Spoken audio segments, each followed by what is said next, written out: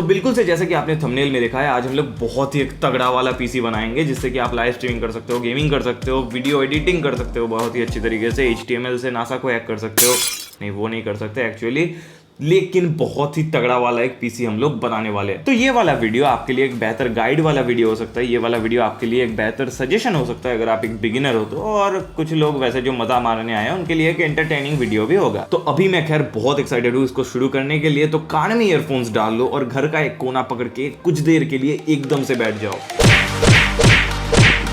तो यहाँ पे मेरे पास दो बड़े बड़े बक्से हैं, एक ये और एक ये। यहाँ पे है कैबिनेट इसका, और कैबिनेट के अंदर वाला माल इसमें है। तो यहाँ पे मेरे पास एक 15 रुपए का चाकू है जिसको मैंने बार्गेन करके 10 रुपए में खरीदा था। देखने लायक कुछ नहीं है, फिर भी देखो यूट्यूबर हूँ ना। तो अब हम लोग इसको काटेंगे। चलिए शुरू करते हैं। तो बेसिकली ये डब्बा मैंने पहले से खोल के देखा था, फिर से सेलो टेप लगा के फिर से काट के आपको दिखाया, लेकिन आपका नहीं काटा। Scripted unboxing you know. तो अभी मैं यहाँ से सारे कंपोनेंट्स निकाल लेता हूँ 1 by 1, और बनाते बनाते बोलूंगा कि कौन से कंपोनेंट्स हमने इसमें यूज किए। A few moments later.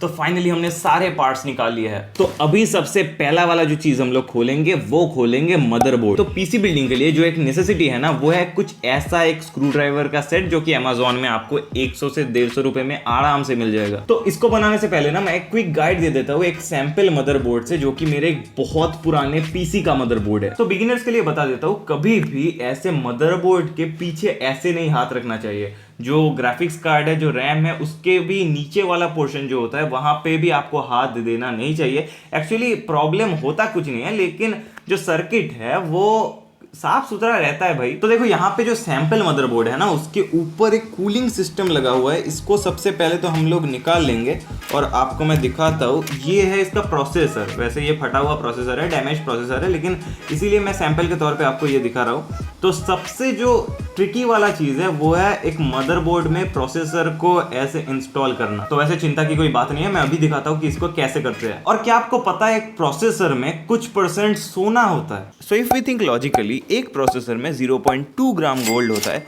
और हमारे पप्पी लहरी में 754 ग्राम गोल्ड है। So here we have got the father, my mistake, the grandfather of processor. तो मैं इसको लगाना ट्रिकी इसीलिए बोल रहा था क्योंकि यहाँ पे जो पिंस है ना, बहुत सारे पिंस है, और इसमें से अगर एक भी बेंड हो जाता है तो आपका सीपीयू पूरा गया। तो यहाँ पे आप देखोगे एक छोटा टाइप का ट्रायंगल बना हुआ है और इसको हमको मदरबोर्ड में इंस्टॉल करना है। और इंस्टॉल कैसे करेंगे? अगर आप ध्यान से देखो, यहाँ पे 2 पिंस मिसिंग है। कितने? 2। और अगर यहाँ पे भी इस पोर्शन को ध्यान से देखोगे ना, तो यहाँ पे 2 पिंस मिसिंग होगा कहीं पे। तो जैसा कि मैंने बताया, यहाँ पे आप ट्रायंगल देख सकते हो और ये कुछ इस तरीके का इसके ऊपर लग जाएगा। आराम से आपको लगाना है, उसके बाद इसको ऐसे लॉक कर देना है। तो अच्छी तरीके से समझ लिया। अब हम लोग हमारे मदरबोर्ड को लाएंगे जो कि हम लोग इस पीसी बिल्ड में यूज करने वाले हैं। तो हम लोग बेसिकली इस पीसी बिल्ड में ये वाला मदरबोर्ड यूज करेंगे जो कि है MSI की तरफ से B450M। तो ये जो मदरबोर्ड का डब्बा है वो अभी मैं खोल लेता हूँ, और जो मदरबोर्ड का सारा कनेक्शन है ना, वो इस डब्बे के ऊपर ही हम लोग करेंगे। तो ये है बेसिकली हमारा मदरबोर्ड, जिसको हम लोग बहुत ही प्यार से यहाँ पे आराम से रख देंगे। और यहाँ पे हम लोग जो CPU यूज कर रहे हैं ना, वो काफी तगड़ा CPU है, जो कि Ryzen 5 3600। तो यहाँ पे जैसे कि मैंने बताया था, बिल्कुल आराम से हमारा जो CPU है उसको लगाना है यहाँ पे। और यहाँ पे आप देख सकते हो, यहाँ पे जो ट्रायंगल है वो बना हुआ है, और यहाँ पे मदरबोर्ड के इस पोर्शन में भी आप देख सकते हो इसका जो ट्रायंगल है वो बना हुआ है। तो इसीलिए हम लोग पहले तो इसको ऐसे उठाएंगे, अनलॉक करेंगे। उसके बाद हम लोग इसको बिल्कुल से आराम से, एकदम आराम से, जैसे आप इसको रखोगे ये खुद ब खुद अंदर चला जाएगा। और उसके बाद आपको इसको प्यार से ऐसे बंद कर देना है।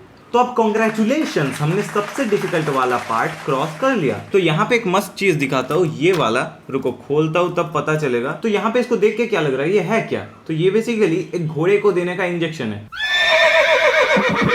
मजाक कर रहा था। वैसे इसको थर्मल पेस्ट बोलते हैं। जो प्रोसेसर है इसके ऊपर ये थर्मल पेस्ट लगता है, और इसके ऊपर जो फैन है ना, फैन उसका जो एल्युमिनियम वाला नीचे का प्लेट है वो लगता है। तो वेल बहुत सारे लोग इस पे उतना ज्यादा फोकस करते नहीं, लेकिन अगर आप लॉन्ग टाइम गेमिंग करना चाहते हो, लॉन्ग टाइम वीडियो एडिटिंग करना चाहते हो, तो एक अच्छा थर्मल पेस्ट आपके पास होना जरूरी है। ये है कूलर मास्टर की तरफ से एक अच्छा सा थर्मल पेस्ट। तो इसको खोल लेने के बाद कुछ इस तरीके से इसके ऊपर लगाते हैं, एकदम हल्का से इस तरीके से कुछ इसके ऊपर इसको लगा देते हैं। उसके बाद हम लोग इसको बंद करके रखते हैं, क्योंकि एक थर्मल पेस्ट अगर आप खरीदोगे ना तो लगभग 5 साल आराम से चल जाएगा। तो इसके बाद हम लोगों के यहाँ पे जो 4 स्क्रूज लगे हुए हैं ना, उसको फटाक से खोल लेना है। उसके बाद इसके ऊपर हम लोग लगाएंगे हमारा फैन।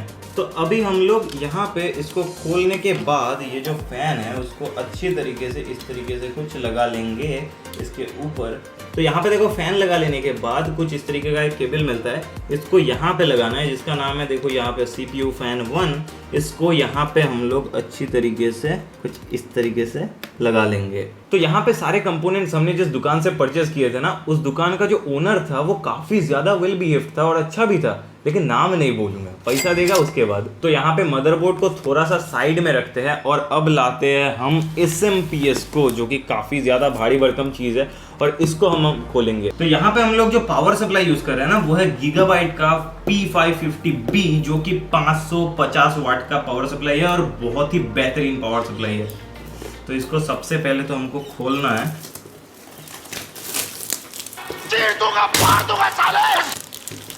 तो SMPS के डब्बे में सबसे पहले तो हमको पावर केबल मिलता है, जिससे कि हमको इसको पावर देना होता है SMPS को, और उसके बाद हम लोग इस SMPS को धीरे से निकाल लेंगे।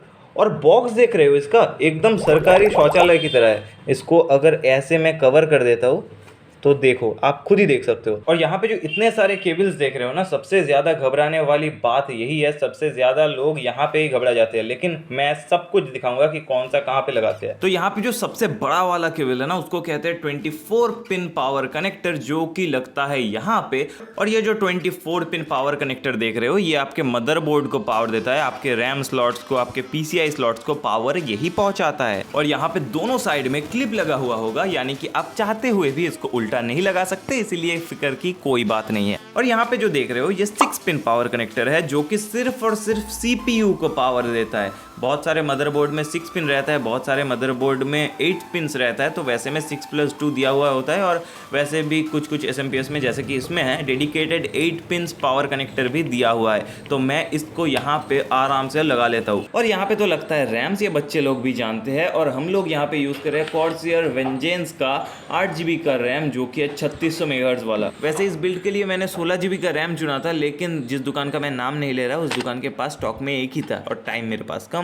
तो ये वाले जो क्लिप्स देख रहे हो, इसको कुछ इस तरीके से आपको खोलना है, उसके बाद रैम को अच्छे तरीके से लगा देना है। तो अभी हमने PSU लगा लिया है, रैम लगा लिया है, और अभी बचा है ग्राफिक कार्ड, जो कि हम लोग यहाँ पे लगाएंगे, और उसके बाद हम लोग करेंगे पोस्ट। तो ग्राफिक कार्ड बेसिकली हम लोग यहाँ पे यूज कर रहे हैं गीगाबाइट का GTX 1050 Ti।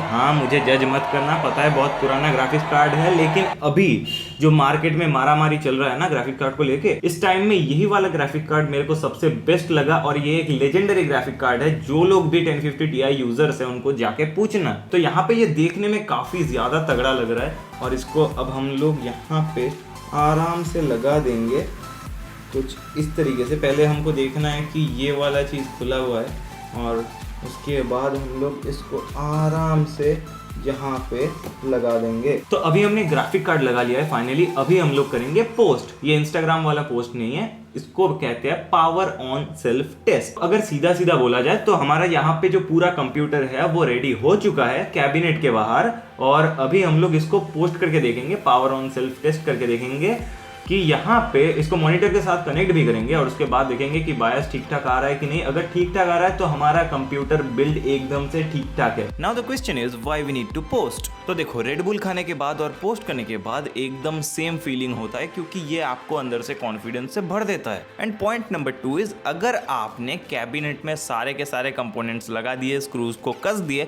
उसके बाद देखा पावर ऑन करने पे अगर कैबिनेट नहीं चला, तो आपकी बुरी तरीके से लग जाएगी। So that is why audience, Instagram के साथ साथ PC बिल्डिंग में भी पोस्ट किया करो। तो ये यहाँ पे देख रहे हो, ये आपके CPU के फ्रंट पैनल के मेल पिन्स है। तो यहाँ पे आपको लगाना है कैबिनेट के फीमेल पिंस। यहाँ पे आप जो मदरबोर्ड का यूज़र मैनुअल है उसको देख के ये आराम से कर सकते हो। मोर और लेस ये जो शेड्यूल है वो सेम रहता है, लेकिन कुछ कुछ मदरबोर्ड में ये अलग भी रहता है, इसलिए मैनुअल देख के किया करो। और यहाँ पे जो 2 पावर स्विच के पिंस है उन दोनों को हम लोगों को कनेक्ट करके इसको चलाना है, क्योंकि सीधी सी बात है हमारे पास अभी तक स्विच नहीं है। तो यहाँ पे हमने PSU को स्विच बोर्ड के साथ कनेक्ट कर लिया है और यहाँ पे एक मेरे पास VGA टू HDMI कन्वर्टर था। ये जो मॉनिटर देख रहे हो ना, बहुत पुराना मॉनिटर है, इसलिए इसमें VGA आउटपुट है और इसके लिए हम लोग एक VGA to HDMI converter use करेंगे। और यहाँ पे जो ग्राफिक कार्ड है उसके अंदर मैंने ये जो HDMI वाला पोर्ट है उसको घुसाया है, तो इसको हम लोग अब कनेक्ट कर लेंगे। और कनेक्ट करने के बाद हम करेंगे पोस्ट, और पोस्ट करने का मज़ा ही कुछ अलग है।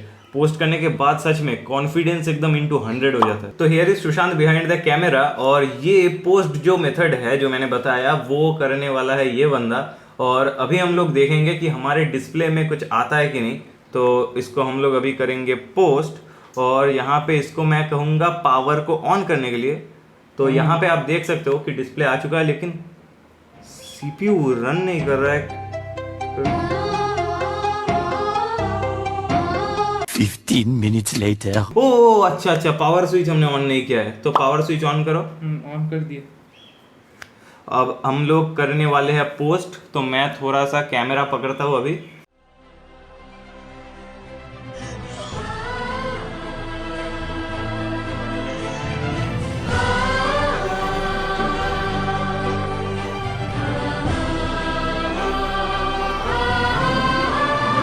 तो यहाँ पे सब कुछ कंप्लीट हो गया है और अभी हमारे अंदर जो एनर्जी है ना, गजब लेवल का एनर्जी है। तो अभी यही जो चीज़ है इसको कैबिनेट के अंदर हम घुसाएंगे और सब कुछ बाकी जो नया वाला मॉनिटर है, नया वाला कीबोर्ड माउस ये सब है, इसके साथ सेटअप करके दिखाऊंगा। और उसके बाद गेमिंग एडिटिंग सब कुछ परफॉर्मेंस के साथ आपको दिखाऊंगा कि कैसा हुआ। तो यहाँ पे हम लोग जो कैबिनेट यूज़ कर रहे हैं ना वो है सर्कल एलिमिनेटर X3, जो कि एक ARGB कैबिनेट है। और यहाँ पे आप देख सकते हो कि यहाँ पे 4 ARGB फैंस यहाँ पे लगे हुए हैं। और अभी हम लोग ये कैबिनेट फटाक से खोल लेते हैं और नीचे हम लोग लगाएंगे सबसे पहले PSU। और अभी हमने मदरबोर्ड से सारे कनेक्शंस खोल लिए हैं और कैबिनेट में सब कुछ पार्ट इंस्टॉल करने के बाद इसको फिर से लगाएंगे। तो इसको घुसाने में थोड़ा सा टाइम लगता है, लेकिन अच्छी तरीके से घुसाना और स्क्रूज को मस्त तरीके से कस देना। The next thing we are going to do is, आपको इस तरीके का एक प्लेट मिलेगा आपके मदरबोर्ड के साथ, तो इसको आपको यहाँ पे खट से लगाना है। अब इसके ऊपर हम लोग हमारे मदरबोर्ड को केयरफुली लगाएंगे और स्क्रूज जो है उसको अटैच कर देंगे। उसके बाद हम लोग यहाँ पे लगा रहे हैं हमारा ग्राफिक्स कार्ड। तो मैक्सिमम यूट्यूब वीडियोस पे आपको इतना तक ही कनेक्शन दिखाया जाता है, लेकिन बहुत सारे ऐसे बिगिनर्स हैं ना जिनको मदरबोर्ड के साथ कैबिनेट को लगाना नहीं आता। तो अगर आपको आता है तो आप ये 10 सेकंड स्किप कर सकते हैं, लेकिन अगर आपको नहीं आता तो इसको जरूर से देखें। जब लिखा है टाइटल में द बेस्ट गाइड एवर, तो बेस्ट गाइड ही दूंगा, कुछ ना कुछ सीख के तो जरूर जाओगे। तो इसको देखो, अब मैं नहीं बोलूंगा, तुम लोग बोलोगे। यहाँ पे क्या लगता है? बिल्कुल सही जवाब, प्रोसेसर। और प्रोसेसर के ऊपर जो कूलिंग फैन लगा हुआ होता है वो कहाँ लगेगा? यहाँ पे। यहाँ पे क्या लगता है खुद बताओ? RAM sticks. बहुत बढ़िया। यहाँ पे क्या लगता है? Graphics card. अब पावर सप्लाई के कनेक्शन पे आते हैं, तो यहाँ पे क्या लगता है? 24 पिन पावर कनेक्टर, ये पता है। यहाँ पे क्या लगता है? 8 पिन पावर कनेक्टर। रुको मैं लिख देता हूँ।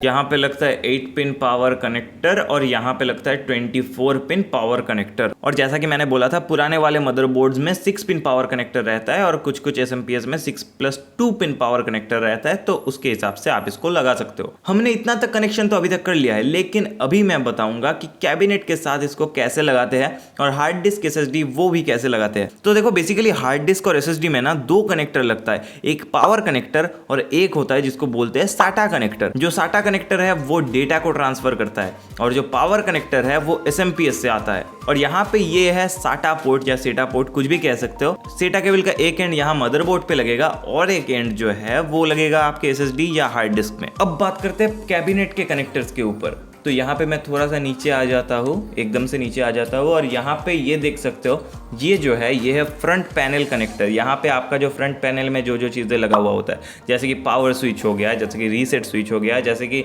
जो इंडिकेटर LEDs है वो लगे हुए रहते हैं, तो वो सब यहाँ पे कनेक्ट होता है। और मैंने पोस्ट करते टाइम आपको दिखाया था कि कौन सा कहाँ पे लगाना है। तो इसके बाद आता है USB 3.0 पोर्ट। आपके कैबिनेट में आपको एक USB 3.0 का ऐसा वायर मिलेगा तो आपको उसको यहाँ पे लगाना है। और यहाँ पे भी चिंता की कोई बात नहीं है, हिंज बना हुआ है, आप चाहते हुए भी उल्टा नहीं लगा सकते। उसके पास में है हमारा लल्लू 2.0 जिसका जो केबल है वो कुछ इस तरीके का दिखता है। इसको भी आप बड़े आसानी से लगा सकते हो इसमें, और इसको भी लगाना बहुत आसान है। यहाँ पे भी कोई एक पिन मिसिंग होगा, मतलब अगर उल्टा लगाओगे तो लगेगा नहीं। नेक्स्ट यहाँ पे काम का कनेक्टर है ये वाला, HD ऑडियो बोलते हैं इसको, और ये जो कनेक्टर है ये भी कुछ इस तरीके का दिखता है। और जैसे कि USB 2.0 लगाते हैं बिल्कुल ऐसे आप इसको भी सेम लगा सकते हो। बेसिकली हमारे फ्रंट पैनल में जो ऑडियो का पोर्ट और माइक का पोर्ट रहता है ना, वो इस कनेक्टर के थ्रू यहाँ पे कनेक्ट होता है। और यहाँ पे आखिर में अगर आपके कैबिनेट पे RGB फैंस है तो उसका जो कनेक्टर है वो यहाँ पे लगता है, और यहाँ पे देखो लिखा भी होगा JRGB, तो यहाँ पे आपको आराम से लगा देना है। इससे ज्यादा कोई भी कनेक्शन है नहीं। अब एक काम करो, फटाक से स्क्रीन का एक स्क्रीनशॉट ले लो, बहुत काम आएगा। तो फाइनली हमने यहाँ पे सारे कनेक्शंस कंप्लीट कर लिए हैं। और अगर कोई ऐसा है जो कि यहाँ पे स्किप करके आया है और आपको समझ में नहीं आ रहा है तो जाओ भाई प्रीवियस वाला पार्ट देख के आओ। और यहाँ पे मेरे को इस कैबिनेट का एक चीज काफी ज्यादा पसंद आया, जो हार्ड डिस्क और जो SSD है वो इस तरीके से अलमारी की तरह आप घुसा सकते हो, और सामने से कोई भी आपके हार्ड डिस्क को और SSD को देख नहीं सकेगा। और यहाँ पे हमने जो हार्ड डिस्क यूज किया है ना, वो है कंसिस्टेंट का 500 GB वाला हार्ड डिस्क, और जो SSD देख रहे हो ना एकदम से चुम्मा SSD है, जो कि है किंगस्टन का 240 GB SSD। और जैसा कि मैंने प्रीवियसली बोला है, हार्ड डिस्क और SSD में एक सेटा केबल और एक पावर केबल होगा, तो चलो उसको भी लगा लेते हैं। और यहाँ पे हमने एडिशनल 2 फैंस लगाए हैं, आप चाहते हो तो लगा सकते हो, चाहते हो तो नहीं भी लगा सकते हो, कोई भी दिक्कत वाली बात नहीं है। इसमें वेल बहुत सारे फैंस लगे हुए हैं, गर्मी के टाइम आप पंखा ना चला के CPU को चला सकते हो। अब फाइनली सभी के सभी कंपोनेंट्स हमारे कैबिनेट के अंदर लग चुके हैं। अभी बारी है इसके ऊपर टेम्पर्ड ग्लास लगाने की।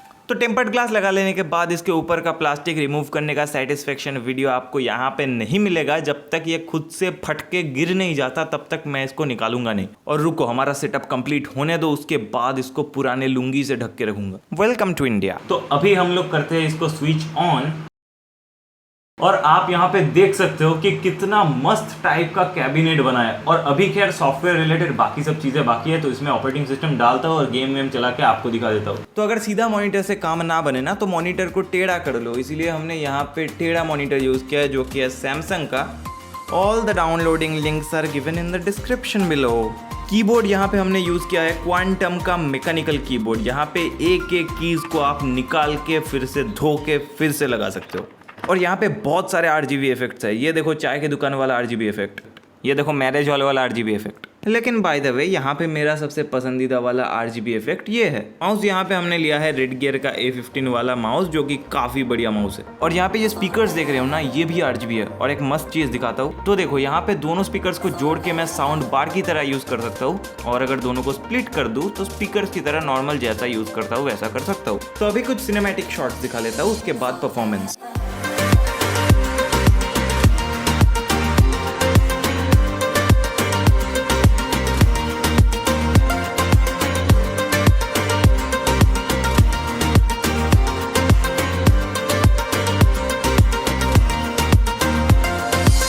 तो मैंने जितना इस मशीन को एनालाइज किया है ना, यहाँ पे एडोब का पूरा पैक चल जाएगा। Adobe Photoshop, Illustrator, Premiere Pro भी काफ़ी अच्छे तरीके से चल जाएगा।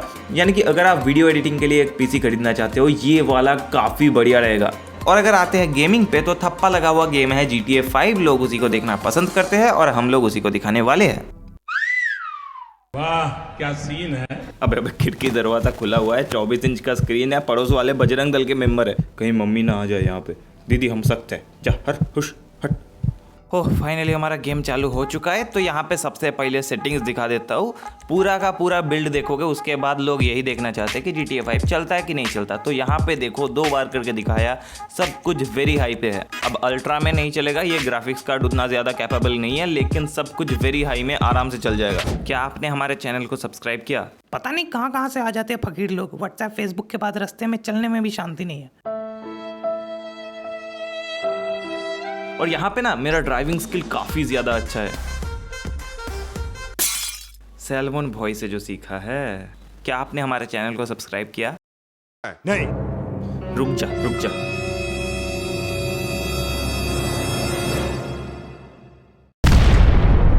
तो चलो सब कुछ फाइनली कंप्लीट हो चुका है। अभी मैं फटाक से आपको बेंचमार्क्स दिखा देता हूँ, उसके बाद सब्सक्राइब करके घर जाना।